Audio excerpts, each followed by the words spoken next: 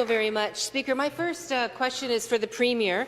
Apparently, the Premier has admitted that his low-wage policies don't even fly with him. He admitted he couldn't live on $15 an hour, yet he expects literally hundreds of thousands of Ontario workers to do just that. His low-wage policy took $5,300 out of those very workers' pockets, Speaker, for 3 years.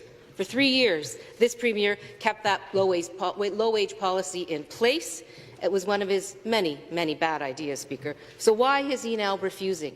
Why is he now refusing to put that $5,300 back into the pockets of the people that he took it from?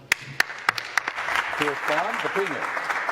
Thank you for the question. Through you, Mr. Speaker. During this pandemic, Ontario relied on more than ever our frontline workers, the people that were working in the factories, people working in the retail and grocery stores, checking people out. But I'll tell you, Mr. Speaker, they deserve the $15 an hour. And I find it ironic coming from the leader of the NDP. One day, she's okay with the $15, and bingo, the next day, it's $17. People don't know where the leader of the NDP stands. She flip-flops back and forth, not knowing where she stands on any single issue. It's no, no, no, no to $15, no to building transit, no to building subways, no to building LTC.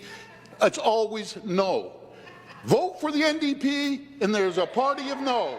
No, no, no, no, no. That's what the NDP are all about. Supplementary question. Oh, $15 was so 2016, 2017. It should have come in 2019, and instead this Premier took $1,500. I'm going to ask you to withdraw. $5,300 from the pockets of working people, and he's the one that cancelled the subway, or rather a LRT in my own riding, so I don't know what he's talking about. But nonetheless, the low-wage policies of this government are absolutely hurting people. Everything is going up, Speaker. The cost of housing is up, the cost of electricity is up, the cost of gas is up, the cost of food is up, the cost of insurance is up, the cost of milk and butter is up, Speaker. The Premier knows his new minimum wage isn't enough for hardworking families to make ends meet. So my question is, will he do the right thing and return that $5,300 that he took out of the pockets of minimum wage workers? Premier. Mr. Speaker, there's 760,000 people that are doing cartwheels today. They ended up getting an increase. They ended up getting an increase to $15 an hour, well deserved. And I know what really ticks off the NDP when we are the party of the frontline workers, our workers. When we stood there with some of the top labour leaders in all of Ontario, they were going crazy, the NDP. Matter of fact, our friend Smokey Thomas from OPSU said we actually have a government that is listening and doing some things for the working people of this province. And Jerry Diaz from Unifor, one of the largest labour unions in the entire country, this is his quote. But at any time that we can see an increase, the minimum wage to $15 an hour, which we know the majority of minimum wage workers in this province are women, it's a day in which we recognize that things are moving in the right direction. Jerry Diaz from Unifor, again, we're the party of the working people. You're the party of no. Final supplementary. Speaker, what the Premier needs to acknowledge is he did take that $5,300 out of the pockets of these hardworking workers, and I can tell him hundreds of thousands, if not millions of people are at food banks today. They're not doing cartwheels. They're at food banks because of this Premier's low-wage policies and his bad choices. Everything is going up.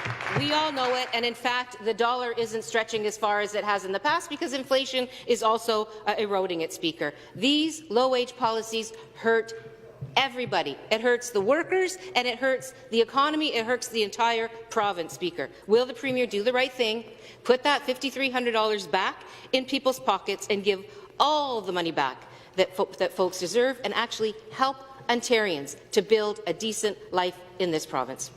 Premier. Mr. Speaker, one of the major reasons the prices are going up is because something called the carbon tax that the NDP voted for. I call it the big green scam instead of the big green deal. They love going after the little guy and gal. They love putting pressure on people that have to drive from point A to point B to drop their kids off to go to work. They want to increase taxes. They voted no to lowering taxes.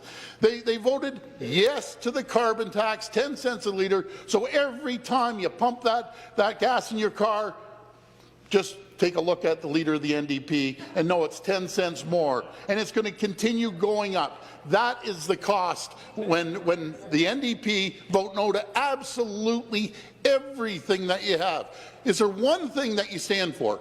They'll stand for one thing one day, the next day, bang, it changes. On their website, it was $15 2 days ago. Now, all of a sudden, it's $17. They got to make up their mind. And I'll remind members to make their comments through the chair. The next question.